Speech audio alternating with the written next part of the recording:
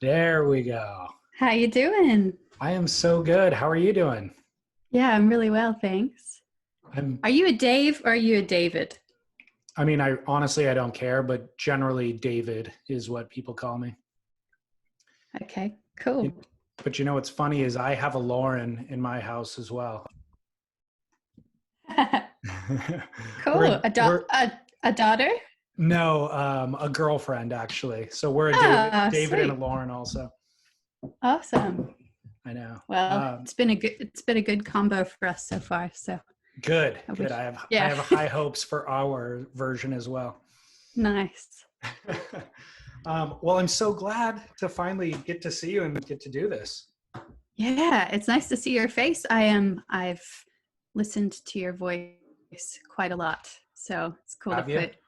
yeah, yeah, absolutely. That's funny. It's a funny world we're living in. Tell me where you're at and what time of day is it? What time is it? Oh, it's 10 a.m. It's the first day of spring in Australia, and we're getting a bit of rain today. I'm on the north coast of New South Wales, just outside of Byron Bay, and yeah, the ocean is very springy, kind of um, light northerly winds, kind of bumpy. It's coming into our season of doing other things besides surfing. I see. Did you get out in the Yeah. water this morning? Not yet this morning. Yeah, we've had the most incredible run of surf, like weeks and weeks. So the house is suffering and there's piles of dishes to be done and lots of chores. And we're also, my partner Dave and I are cultivating a little permaculture plot in a corner of our piece of property here. So we've been in the dirt and learning from our friend Jeff Lawton, who's a permaculturalist, and yes, so we've been working on that, and we've got a lot more of that to work on in the months ahead as spring sort of settles in and surf season sort of slides out. What is permaculture? Well, I am definitely the wrong person to ask. I am an absolute neophyte when it comes to all things having to do with growing. Um, but it's basically a, a design science and a holistic approach to pretty much paying attention to natural systems and trying to recreate them in a way that is regenerative instead of just extractive when it comes to growing food and working with the land and yeah, meeting other material needs. How does that differ from organic farming or, biodynamic farming as it relates to what you're doing? Yeah, I just want to clarify again that I am not an expert in any way. I'm totally just on the very beginning of a learning journey into this realm. But essentially, organic farming is still extractive. There's no guarantee that there's going to be any improvement in soil quality. In fact, soils will continue to degrade with models of organic farming, whereas with permaculture and regenerative agriculture, you're looking at how you can give back to the spaces that you're growing as much as you're taking, if not more. So you're actually repairing and making the spaces better than when you found them. I think that's kind of like the crux of it, making sure you're growing healthy soil and providing a space that's a living system instead of just a system for meeting one particular human need. Got it. Yeah. Um, this may be the most, Let's not go any further well, down no, that road. I've hit my capacity. this may be the most cliche follow-up question when anybody asks you about that, but have you seen the documentary Big Little Farm? uh, yeah, it's a huge inspiration. It is. Isn't, Okay. I mean, how could it not? Yeah, I mean, we're trying to do essentially a very similar thing, but on a smaller scale.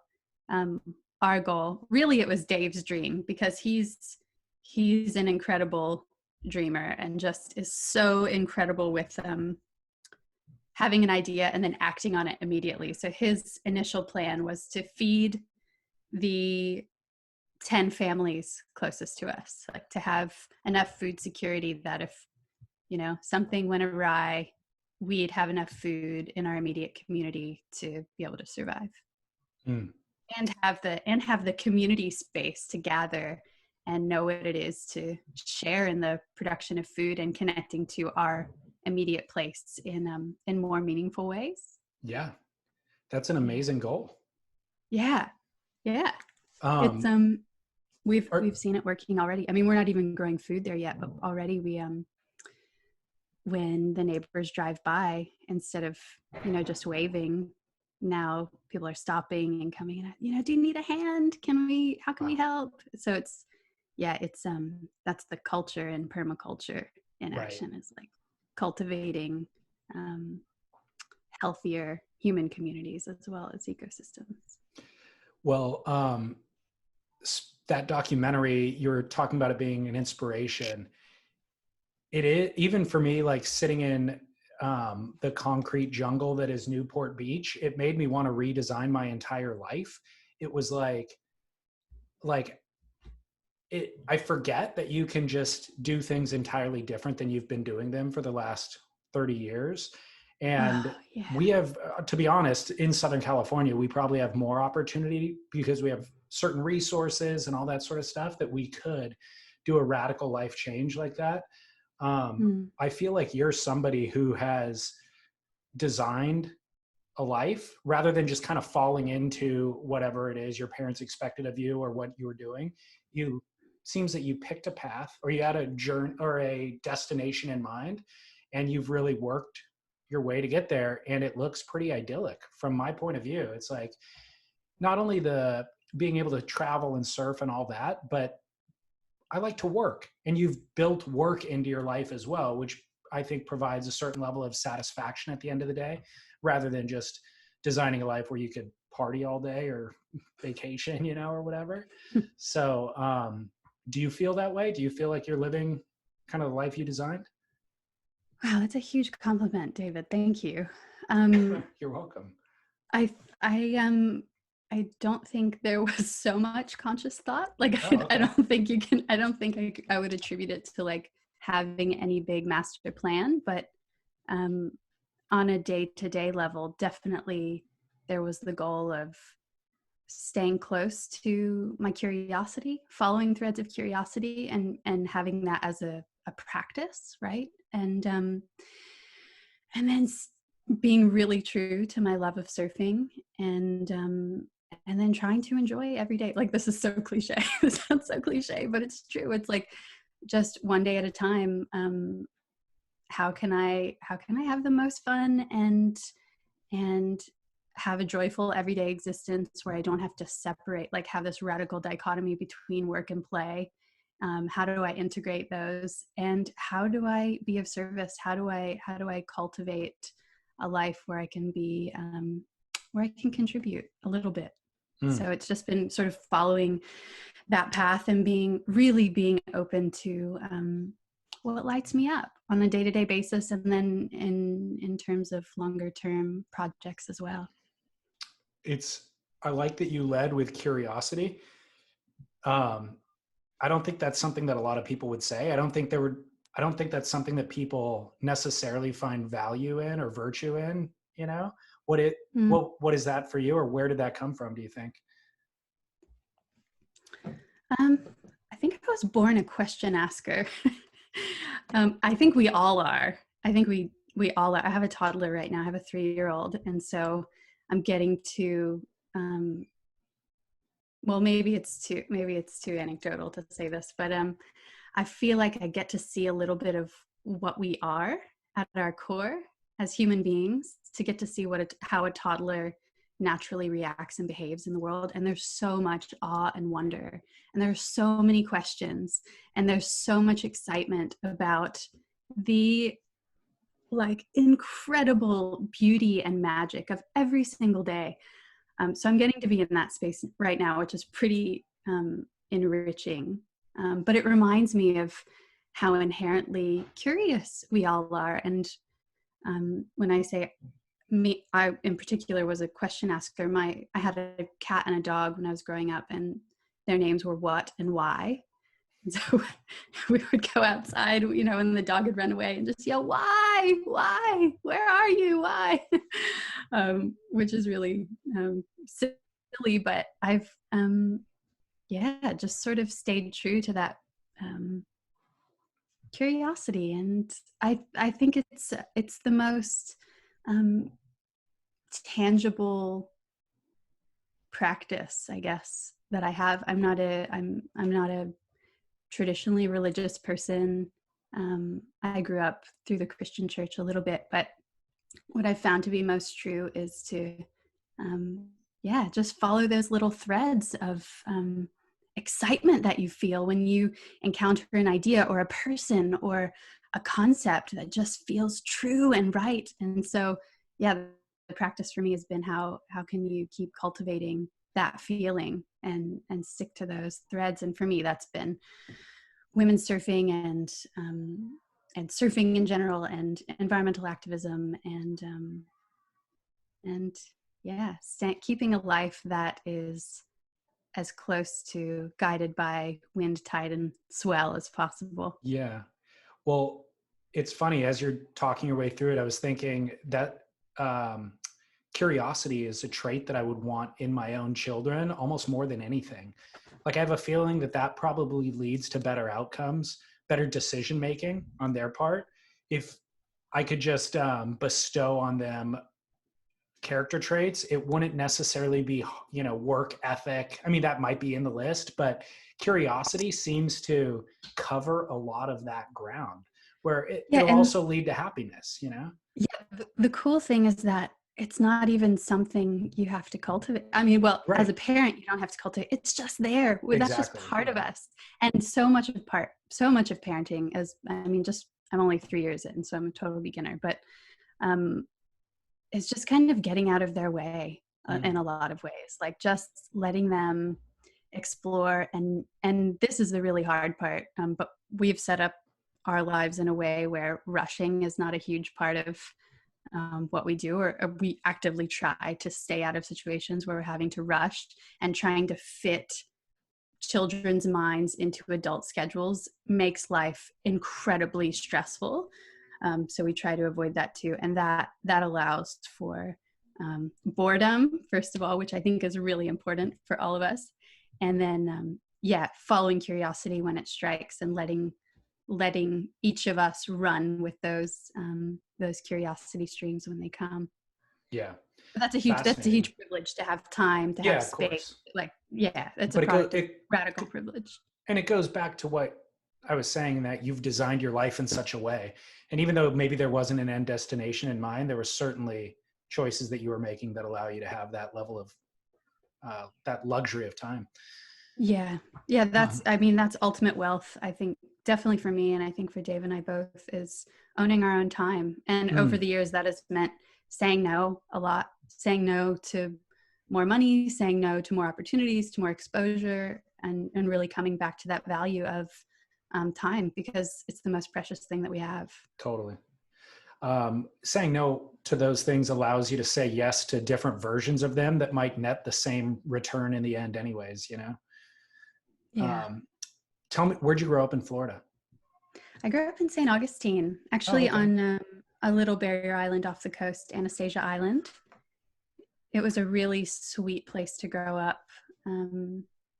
It's a little busier now, like everywhere, but I grew up sort of sandwiched between the Intercoastal Waterway and the Atlantic Ocean, and so there's water all around us. And it was a really quiet, really spacious place to grow up, and I could walk to the beach, and that was huge for me, because I grew up with a single mom. She was working multiple jobs all the time, and I had a lot of alone time, and so I'd walk to the beach and spend a lot of time there, even before I surfed, just watching the ocean, going to the Intercoastal, watching the sunset, playing in reed beds. Yeah, it was a really sweet place to grow up. How did she end up there? That's an interesting question. My mom is the youngest of 5. She's the black sheep of the family, and got into a lot of trouble as a kid. Her dad was the town doctor in her tiny coal mining town in Pennsylvania, Shamokin. And her mom was a teacher, my grandma, Dorothy Davis. And as soon as my mom was old enough, I think at 18, she got out of there. She ran away. She wanted to go to the beach. And so she hitchhiked, as she says it, she hitchhiked on the back of a motorcycle to Florida. Not sure how true that is, but it's a good story anyway. Yeah, it is. And she ended up in St. Augustine, and not long after that, ended up pregnant with me and had a bit of a shotgun wedding, and set up shop in Florida and has been there ever since. Yeah, I mean, St. Augustine's a really cool town. I just wasn't even aware that there was inhabited barrier islands right out there. Yeah. St. Augustine is the oldest continually inhabited European settlement in the U.S. So there's, some beautiful Spanish architectural influence, and there's a bit more history than in much of our relatively young nation. It's a sweet place to grow up, and I can't imagine that my life would have ended up similarly had I not been in such a water-centric place during my formative years. What did professional surfing even look like a viable career path for you at any point growing up? And when did you identify it, or when did it become something that you could make a living off of? Yeah, interesting. Kind of yes and kind of no. I mean, I grew up I think I started surfing in the year 2000 or maybe 1999. And that was a really interesting time to be a young female surfer, because there was this huge injection of interest and support and funding to women surfing. Blue Crash was coming out. And so the surf industry was responding and taking advantage of this whole new market that had mostly been ignored. Young women who were growing up and wanting to be surfers too. And so there actually was a lot of opportunity then. There were lots of they were called all girls contests then, and there were lots of like semi-professional and professional events along the East Coast that I don't think really exist anymore. So there was sort of this small scale, the possibility seemed like it might be there to, at least for a short time, make a small living off of surfing. But I don't think I ever thought about it that way. I just loved it. In those days, I loved competing. I loved the sense of community that you had at surf contests. I got to be with your friends all day and be on the beach with your family and go home absolutely exhausted in the best possible way. And then when it came time to like really make decisions about what I was going to do with my life, I graduated from high school and I had to decide if I was going to go to university or if I was going to I was working with Rip Curl at the time, if I was going to try to pursue professional surfing, but that seemed really ridiculous. And my parents were like, when are you going to stop this silly surfing thing? Like, it's not a legitimate career path. And I believed them a little bit, but also I had really gotten tired of competitive surfing. I'd gotten to the point where I was like, even when I'm winning, I don't feel good because I'm beating my friends. Like that doesn't feel nice. It wasn't really rewarding anymore. So I decided to go to university, and I just fell in love with being in an intensive learning community. And I went to a small liberal arts university called Stetson in Florida, which is about 30 minutes from the ocean. And I've since promised that I'll never, ever live any further than the ocean from that. Yeah. I mean, I'll never live any further from the ocean than I was then, because I didn't surf a lot in those 4 years, but I got to think a lot about surfing. I ended up writing a couple of theses actually, about how basically surfing was an environmental disaster. The surf industry was an environmental disaster. And I was so lucky to have really small classes there and have professors who really pushed me to follow my curiosity and follow the things that I was genuinely interested in an academic capacity. One professor in particular, Dr. Tony Abbott, had a huge impact on my life. I remember getting to this point where I was like, this is stupid. Like, why am I studying surfing? It's just this niche little insignificant part of the world. What does this matter? And he was like, well, what do you mean? Like, doesn't climate change matter? Doesn't like gender equality matter to you? That's what you're looking at. This matters. And to have someone in your life who can see you when you're feeling the most vulnerable and questioning, because we all get to that creative breaking point, don't we? Like, no matter what, I still do every time you get to that point in a creative project where you go, not only is this bad, this is probably the worst thing that anyone has ever thought of in the entire history of the world. Like, this is so stupid. And then something happens and you crack through and you're able to sort of continue on that path when you have those mini revelation moments. And anyway, Dr. Abbott was a huge part of that. And he was a huge part of helping me see how I could contribute back to surfing culture by asking questions. And so I graduated from university. Actually, while I was at university, I did an exchange to Australia. I did a student exchange. So I studied abroad for 6 months. By total random good fortune, ended up at Lismore, which is about 40 minutes from where I'm living right now. The study abroad program that I was working with, they choose your university for you. So I just happened to end up near Byron Bay, where I'd always dreamed of surfing. And so I organized my academic schedule so I could be at school 3 days and the rest of the week just be walking around like an absolute dirt bag with my surfboard and a backpack full of hummus and chips and just like gorging between really long surfs. And then I went back to uni, finished my degree, and the global financial crisis happened. It was 2008.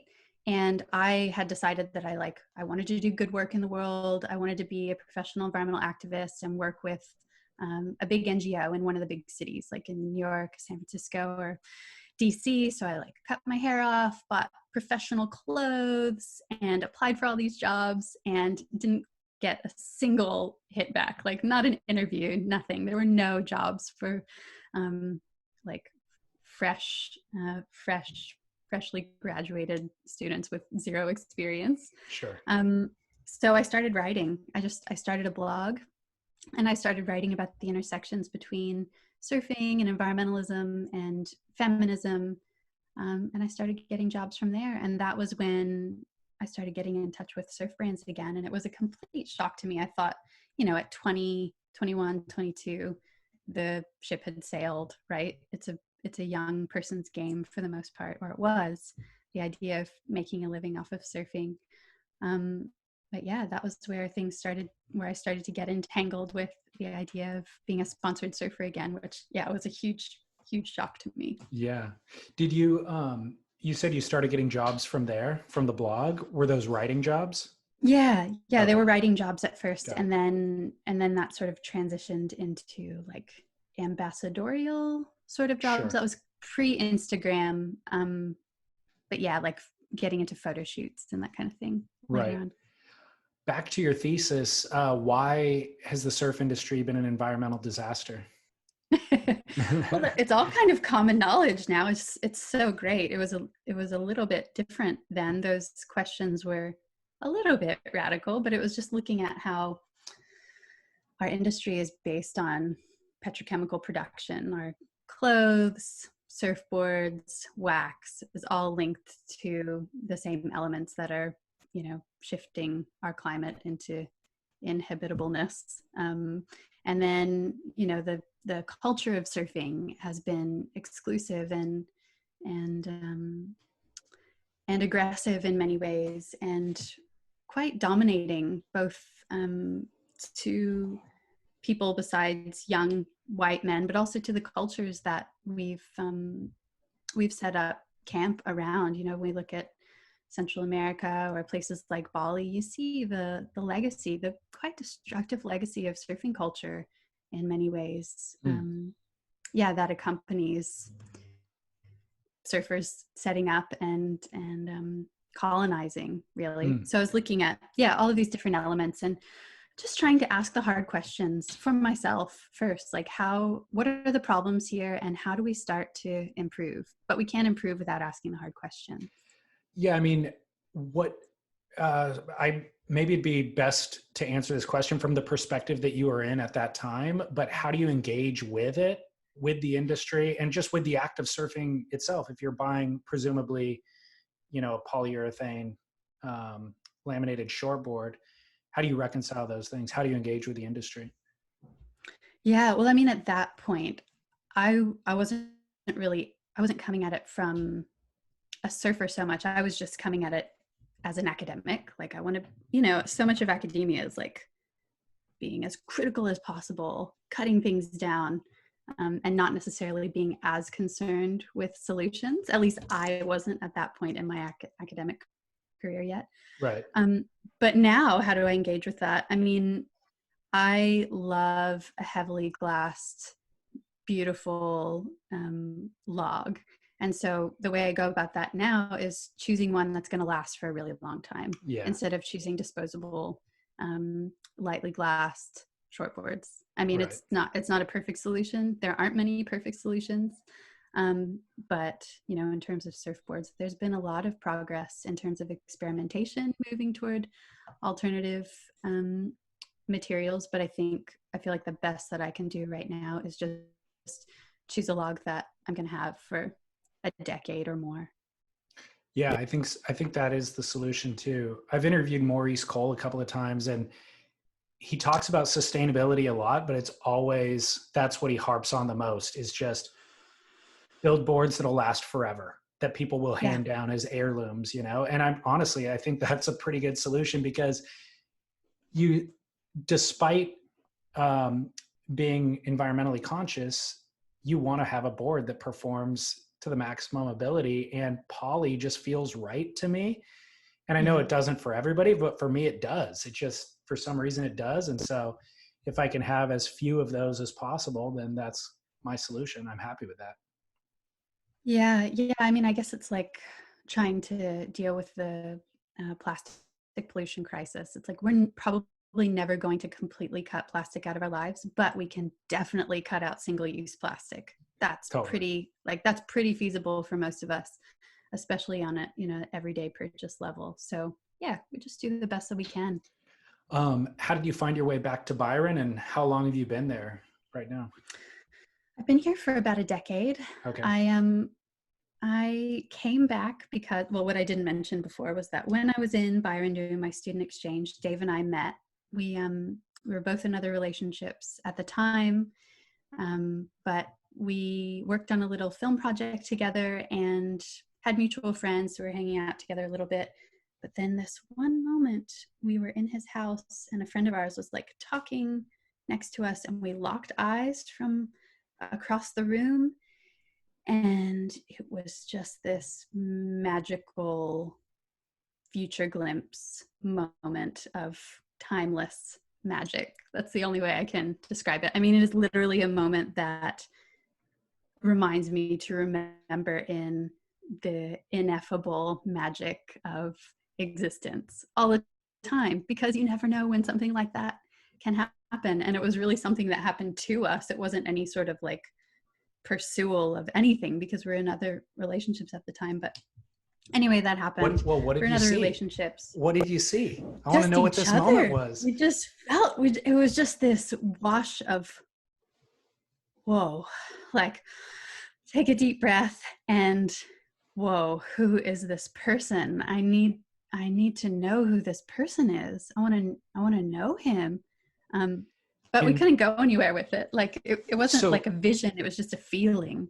And you felt it. And then did you address it with him immediately? Did he later then affirm it for you and go, oh my God, I remember that exact moment? Like how did... Years later. Yeah, it was one of those things where it was, oh my gosh. You couldn't say anything. Like his partner was there in the room. Like, that was totally inappropriate. But years later, 3 years later to be exact, I'd gone back to Florida, graduated, and I got this email out of the blue. It said like, hi, Lauren, I don't know if you remember me, but my name's Dave Rastovich. And we met a couple years ago, and I just saw this photo of you surfing, and it's really amazing. And I just got this piece of property, and I'm trying to make it this inclusive surfing space. And I'd really love for you to come and visit, and let's dream up a project together. P.S. I just got unmarried. And I was like, oh, that's interesting. That's an interesting detail to put in a first email to someone after 3 years. So anyway, we became pen pals. And I, like, with my sort of conservative Southern gal feelings, I was just sort of feeling out this guy's his intentions and trying to I was trying to get to know him a little bit better, because we hadn't spent that much time together, and we just ended up, like, it just turned into writing poetry together and long Skype calls, and really sowing the seeds for a deep love. And eventually we addressed that moment, and I just could not wait to ask, like, did you feel that too? Did you feel what I felt? And he was like, yeah, I did. Yeah. It just felt like a future glimpse of possibility. What do you think that is? I mean, you said earlier that you're not that religious or whatever. What do you attribute that to?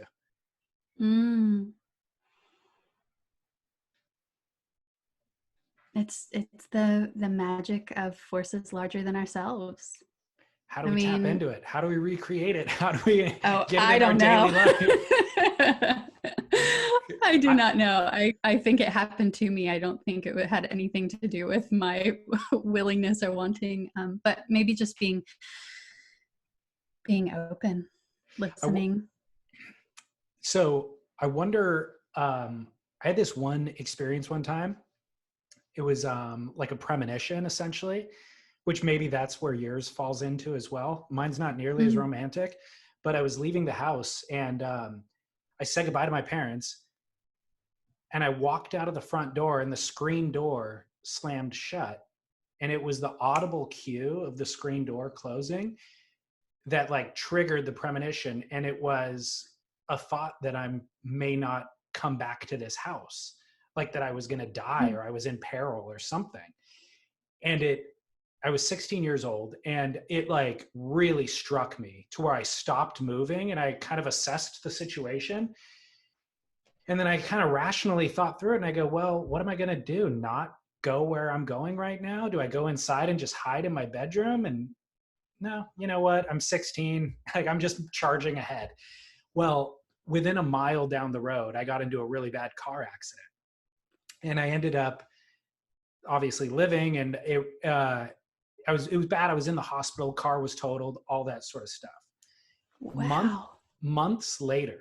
So I never told anybody about that moment, because honestly, the car accident was the biggest issue there. Like, I almost forgot about that moment.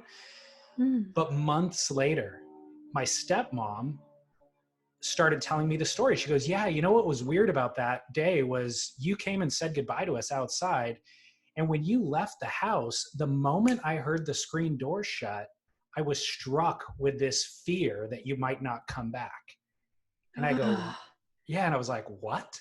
She goes, and I go, it literally was the screen door shutting? She goes, yes. I go, oh my God, me too. And we were both tripping. But it, again, like you said, it happened to us, like I never experienced anything like that before, but it was very different than just a feeling. It was this wave of emotion almost that just washed over me. That was I couldn't have ignored it if I tried, Yeah. And isn't it amazing? Like, for me, it's so freeing and exciting to know that we're not in complete control. Like, there are things that can happen to us in wonderful ways, sometimes in terrible ways, but also in really wonderful ways that we have no control over. Just strikes of lightning, of inspiration, of premonition, of love, of future glimpse. It's like, that's a really magical part of life, that things can change so quickly. Yeah, it could have been. That moment with Dave could have just been knowing that you're going to spend a tremendous amount of time in your future with this person, and the universe just kind of gave you a glimpse of that, So yeah, but it definitely created in me that became one of my curious sure. threads. Yeah. Like, what was that? I need to know. And I mean, there were other things that like distance. When we first got together, I was from Florida. Dave was living in Australia. That's a huge distance to reconcile, to like move your entire life, to move away from your family, to move your career and the plans that you'd laid. There were a lot of challenges in there, but that flash of whatever it was of magic kept me so curious about what it meant and why. It just felt worth staying true to. Yeah. Well, I also appreciate Dave's bold email too. Yeah. It wasn't just like, hey, we should start chatting. It was, I have a property and you should come and we'll do something radical together. That's a bold way to approach it. He's a bold guy and I love that about him. Yeah, that's great. Well, tell me, is that the piece of property that you're on right now? It is. Yeah. Tell me about the property. Yeah, it's about 20 acres. It's a short walk or bike ride through a little forest to get to the beach. And it was just cattle grazed land before we were here. And in the last 10 years, we've planted thousands of trees. And Dave in particular is amazing at creating little nooks and pockets of just beautiful natives and lots of food. He just has such a vision for landscape in a way that I don't. I just appreciate his vision for it so much. So I first came 10 years ago, camped in a tent across the creek for a couple of months, and then eventually made my way into his little cabin that he'd built from recycled materials. And then since then, we've moved a house of about 100-year-old Queenslander onto the property and refurbished it. And yeah, it's just been an endless, a piece of property with endless amounts of work and potential and so much fun. I was going to ask you about the workload. How hard is the way of life? As hard as you want it to be. Okay. It's like it's like full-time jobs for 20 people if you want to be cultivating huge amounts of food, if you want to keep the gardens immaculate, if you want to have every zone tidy and looked after. I'm not even that good at like keeping the house clean, so that's like, we're definitely not anal about our living space or the land, but we set everything up with the understanding that there will be long stretches when the surf is good and everything we have has to accommodate that priority. Okay. Yeah. So gardens have to be low to no maintenance. Right. Like, we let them run wild, and that's beautiful too. And there's still food being produced. And yeah, we set them up with that in mind. Good. I know one of your neighbors is George Greeno. Have you had the opportunity to get to know him at all? Yeah, we go through sort of waves with hanging out with George. He's just a fascinating man, and such a storyteller. And he obviously has so much wisdom and experience, and in particular design brilliance to share. We've gotten to have some really fascinating little sit downs with George over the years. Is there anything that you could tell us about him that we don't already know? He's a really private person. George is really, really private and really guarded. He has some of the gnarliest feet you could ever imagine. Like, he does not wear shoes and works hard on his land. And one of the most inspiring things for me about George is that he is in the ocean every day. Yeah. No question. Every morning, that is his routine, and he does not stray from that. And the other big thing that's been a huge inspiration for us is George's philosophy of, you know, if you're trying to call and make plans, and he says, you know what, we'll just have to wake up and see. Yeah. And it's just that coming back to what's actually happening in the living world. Like, what are the conditions? We cannot know. We can have an idea of what they're going to be in the morning, but the wind might switch. Like, we can't make plans that far ahead, even to tomorrow. So let's kind of pivot to She Surf and tell me about how that project came to be. Yeah, I'd always wanted to write a book, and I'd always had, at first I thought it was a magazine. Okay. I'd always wanted, well, actually, I guess first it was a blog. I'd always wanted a place for authentic, representative women's surf culture to live, because, you know, like I was saying before, through the early 2000s, there were all these surf magazines for women. Surfer had a spin-off, Surfing had a spin-off. There was Wahine and Surf Life for Women, and all these outlets where, as a young girl, you could rip out pages from the magazine and plaster them on your wall, and you had aspirational imagery to dream of, you know, just like boys had going to sleep. Not that you couldn't be a girl and dream of boys surfing too, but Sure. like, it's just different to see yourself represented in the pages of a legitimate like hub of your sport. So I'd always wanted to create a space that was representative of women's surfing as I saw it. Who were the women that you selected for the book?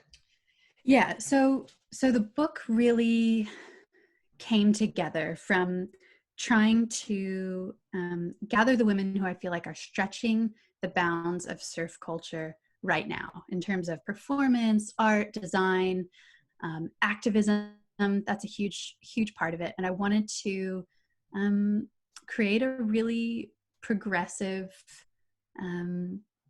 depiction of women's surf culture that takes into consideration the ways that women's surfing is maybe a little bit different than men's surfing culture, or the way that I've experienced it to be different over the last 10 years of traveling and surfing and meeting women in really disparate parts of the world. And so a big part of who I chose to be in the book had to do with women who have used surfing, like high level technical surfing, as a launch pad for making meaningful lives. And a big part of that is engagement with environmental and social issues, and really engaging with their communities and making their communities better, healthier places to be. I mean, those are the people that I find inspiring personally. So I wanted to create a book that a young surfing girl or surfing boy could pick up and learn about issues of substance, and see that a surfer doesn't just look like a young white dude.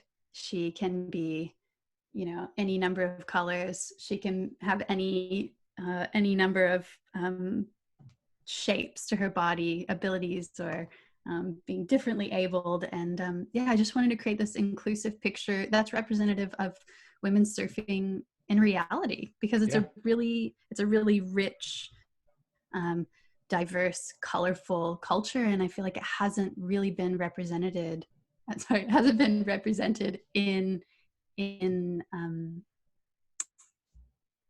such a real way.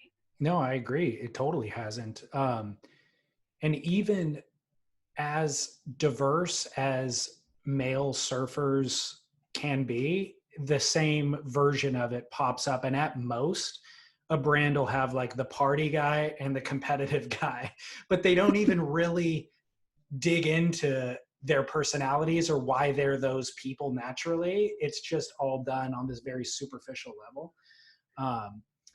Usually, obviously, with marketing interest in mind. But how did you meet the women that are all profiled in your book? Yeah, most of them are women that I've met or surfed with, or at least have admired for a long time. Okay. So most of the profiles are built from personal relationships with women that I just really love. So it was just it's a really personal and very subjective book in my eyes. Like it's not at all completely representative of all of women's surfing. Like there are so many women who have been left out because of like just logistical details like page count. Okay. Yeah, but most of the profiles come from a personal relationship. Well, it would have to, because of the reasons we just said. Like, if I want to interview people for my podcast, I can open up a magazine and go through and find people, that other people have found before me. But for what you're doing, it's like there's no reference. You now have created a reference template for other people to investigate those stories with, Oh, that's really generous. Yeah, it's just about like loving this wave riding thing so much, and having had it guide my life in such profound and generous such generous ways over the last 20 years. I just wanted to see a little representation of how it feels to me. Yeah. So you get the idea of making a book. Yeah. How do you finance that? Do you connect with a publisher? Is there even like a profit incentive at this point in publishing media? Yeah, not really. Okay. I think if you talk to most authors, you'll know that it's not really a money-making game. It's definitely more of a passion project. I had pitched a similar concept, like a women's surfing hub book, in various ways over the last, I don't know, 5 to 8 years, and have never really been met with any sort of legitimate enthusiasm from endemic media or brands or anything. Basically, the answer was always, there aren't enough people. No one cares. Like, the market's just too small. It's not going to sell. And so last year, was it a year ago? Yeah, I was writing this book exactly a year ago. Gestalten, a German publisher, came to me and said, we want to make a women's surfing book. And I said, oh my gosh, I'm definitely your girl, but it's going to be very feminist forward and very environmental activist forward. Like, that's the book that I want to write. I want to write like what it looks like to be a well-rounded, engaged surfing woman, essentially. The leap I wanted to make was moving women surfing from very girly, sort of carefree, sexy, which is the sort of marketing, the marketing ethos of pushing women surfing, into something a little more, not mature, but just engaged. Yeah. Right. Yeah. So just Dalton came to me and said, we want to make this book. And I said, yes, I'm your girl. And away we went. And I had about 4 months to write it. Wow. Crazy. How have sales met the projections? Yeah. I mean, the thing about working with the publisher, and especially having such radical distance between you and your publisher, right? They're in Germany, I'm in Australia. Mostly we speak different languages. We don't have a lot of contact at this point. So I don't know the actual, like, the hard numbers, but what I do know is that the book has sold out of the first orders in both Australia and in the US. And so there was a problem getting copies for retailers in the US for a little while. I think that's rectified now. But for me, that was a huge validation, just to go, see, like, people want to know, people want a more inclusive vision of what it means to be a surfer now. And there's an audience and there's a market. And so I just, I want to encourage anyone who's listening who has an idea or a story that they want to share that's a little bit different from the mainstream narrative. Please do it. Please pursue it. There's so many people who want to know. I want to talk a little bit about the quote surf industry, whatever version of it exists currently. If somebody asks you what you do for a living, what do you tell them? Oh, do you make a living off of surfing? I do, which is weird. Like, this weird combination between writing, now podcasting, and just surfing. Like, it still feels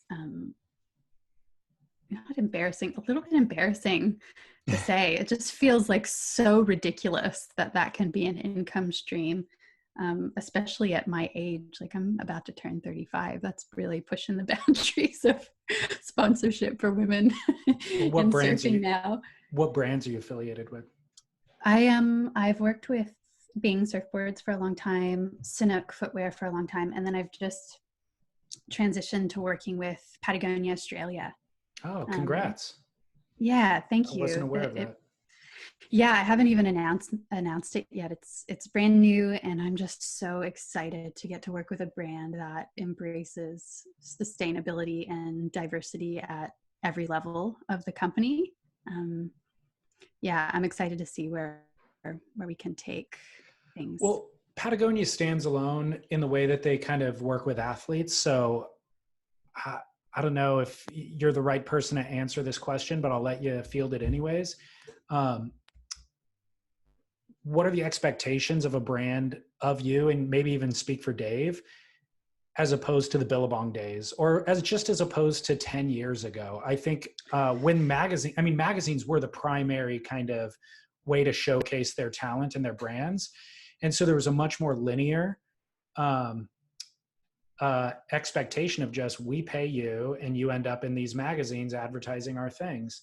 Now that's so much more gray and confusing. What are the expectations now? And then secondly, was that other model really even healthy in the first place, you know? Yeah, that's a good question. I mean, I'm definitely not, I'm new to the collaboration with Patagonia, so I'm definitely not the right person to answer for them in particular, but I can say that as someone who has transitioned from I've worked with all the endemic brands over the course of my career, and now working with Patagonia, I can say that the model of surfing sponsorship, of constant travel, of jumping on swells, is pretty wasteful and pretty unsustainable, both personally and in terms of planetary impact. And I think we'll probably see a shift away from that kind of surfing sponsorship. And I think what Patagonia is interested in doing is cultivating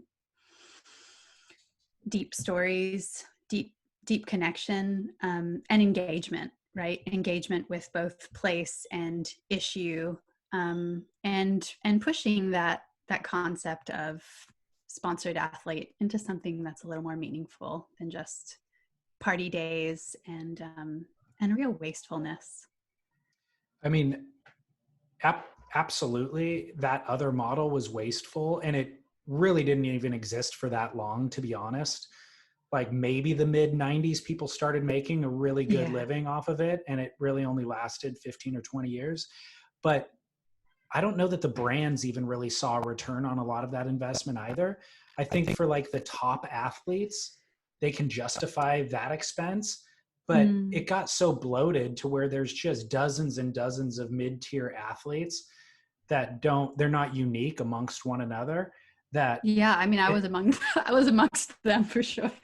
I mean, it's hard to justify that on the marketing sheet, except on the balance or marketing budget, you know? And I think we're seeing that now. Obviously, everything's been so reset that every single line item is being questioned. But yeah, I agree with you. It was wasteful for all the reasons you said, but then I also don't think that the brands really maximized their return on that investment either. So I'm glad to see a new trend. I think me too. I'm really excited to see where things go from here. But I think it also speaks to the fact that surf brands don't always operate in logical or always in the most financially beneficial ways, right? There's this culture of the brotherhood and the old boys club that had a huge impact on where money was funneled and how it was funneled. I think some of those brands are paying the price for making decisions based on friendships and not necessarily on returns. For sure, 100%. Yeah. And then once those companies are now traded publicly, it's even way more convoluted than that, you know? So yeah. I like this resetting, and I like that we kind of have a conversation on the podcast about, quote unquote core brands. And there's been, in the last 5 years, there's a lot of just small wetsuit companies, small clothing companies where the owners all surf. They all surf every day. And I like that resetting. And those brands are kind of supported locally. It's all kind of back to the grassroots.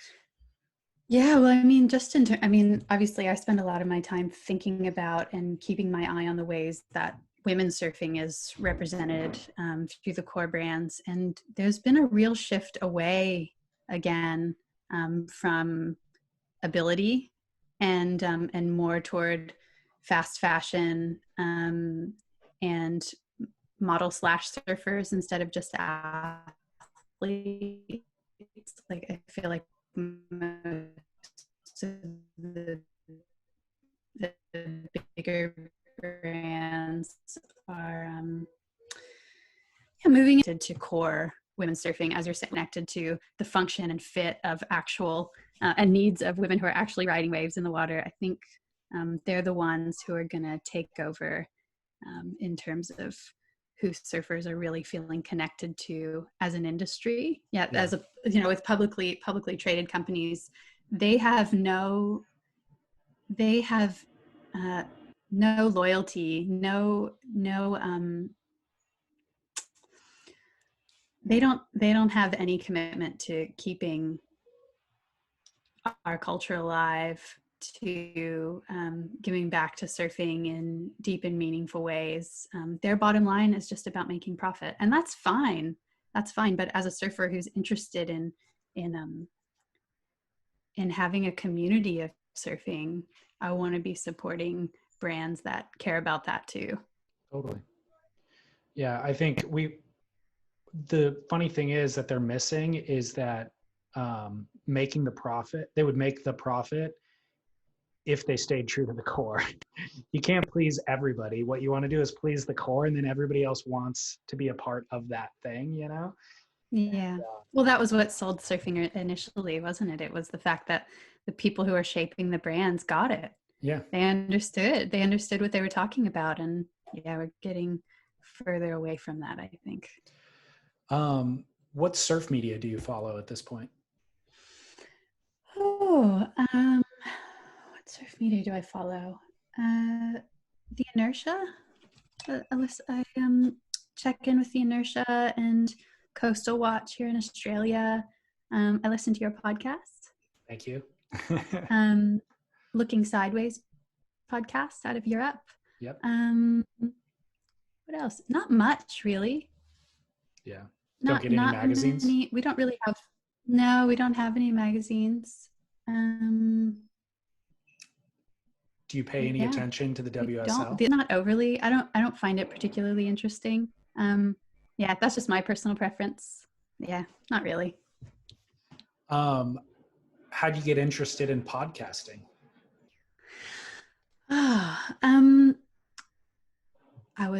When I was pregnant, I had a really radical pregnancy and ended up being on bed rest for most of it. Oh, wow. And then moving into the hospital at the end because it got too dangerous actually to live at home.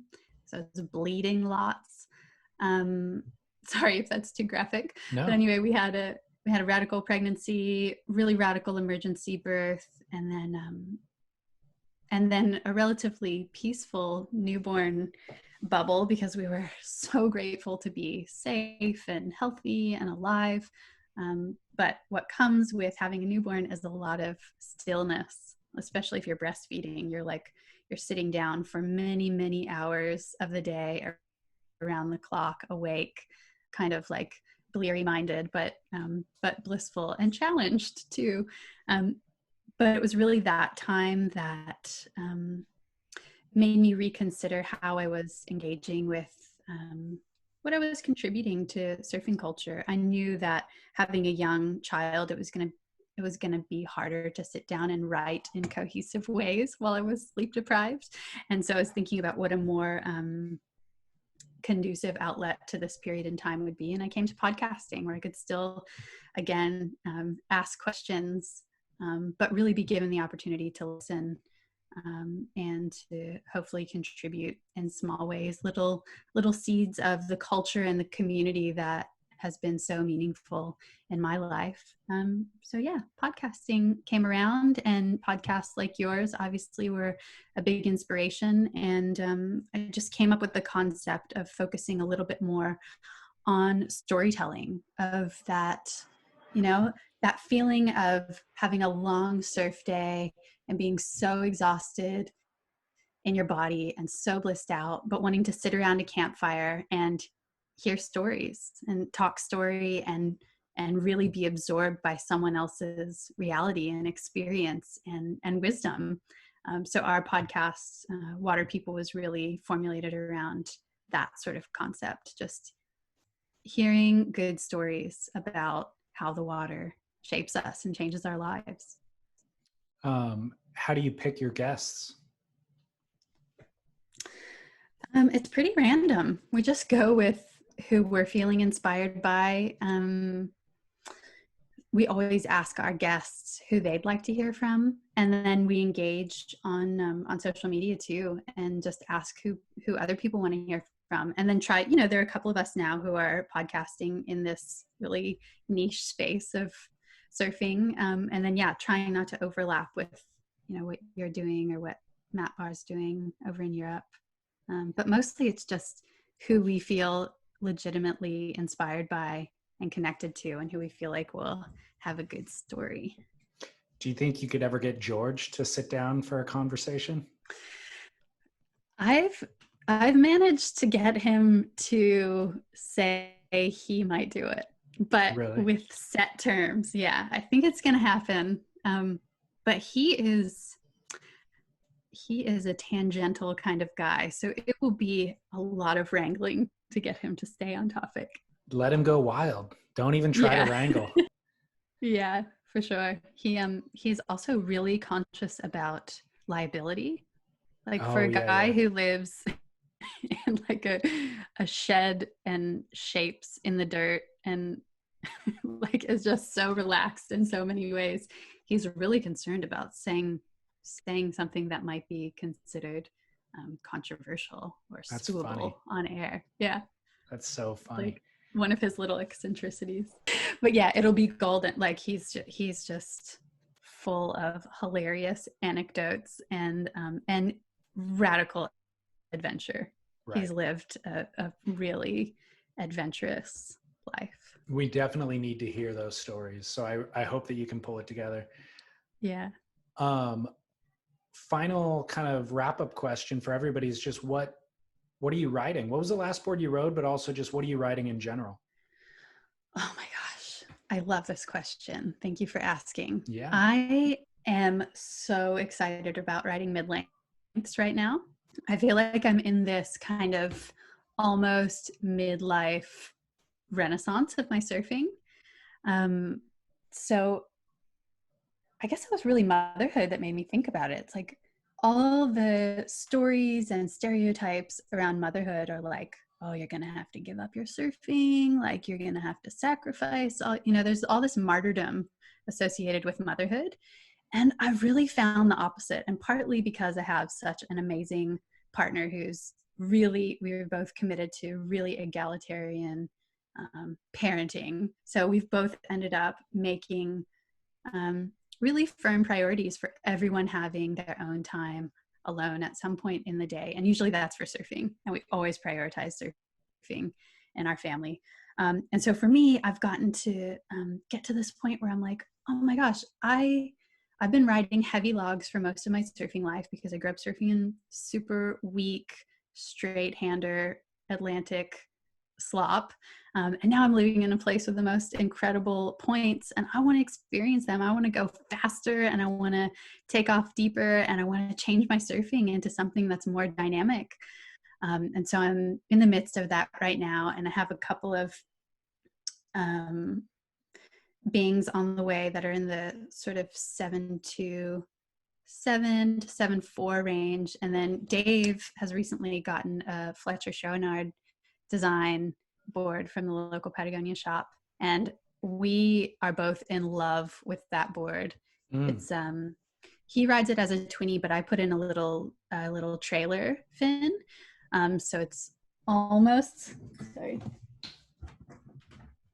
it's almost like a thruster. And yeah, I've just been loving the freedom of a really lightly glassed board. It's revelatory for someone who's always ridden heavily glassed, more like retro sort of shapes. One right behind me I got from Simon Jones when I was there. And beautiful. I rode it exclusively for 9 months, like didn't ride another surfboard probably for 9 months. And then I've since gotten off of it, but it is also like heavier glassed. It's a lot more volume than a lot of other mid lengths. So it has some of those, I don't know, swing weight and just certain elements of it. Oh yeah, momentum. Yeah, exactly. More momentum that I really, really love. But yeah, I've ridden a few other ones since then, but I'm all about them, all about the mid lengths. Yeah, me too right now. I actually wrote a chapter in the book about design, like women in design and how women have shaped and been shaped by surfboard design. And in it, I do a little bit of a deep dive into the mid length and how, you know, in the 70s, those boards were just, you know, with a little bit more volume, a little bit more length. They were so conducive to women's bodies because of the paddleability and that forward momentum and the sort of hips forward surfing that women tend to do. They were just so good. Not that thrusters aren't, but yeah, like you were saying, mid lengths just make surfing so much more accessible. It's and so much more fun because you're doing less work. Totally. Yeah. Totally. I'm having a blast on them too. Me too. Awesome. Well, hey, thanks for taking so much time in the middle of the day. My pleasure. Really appreciate it. It's great. It's a perfect day for it. It's rainy and got me out of a little bit of gardening this morning. Good. And I really appreciated hearing your story too. There was a bunch of elements in there that I was unaware of. So I appreciate all that. My pleasure. Thanks so much for doing what you do, David. It's such a service to our global surfing community. So thank you. That's very nice of you. You're welcome. Thank you for saying that. Yeah, all right. My pleasure. Enjoy the rest of the day. Awesome. All right. All right. You too. See ya. Bye. Bye.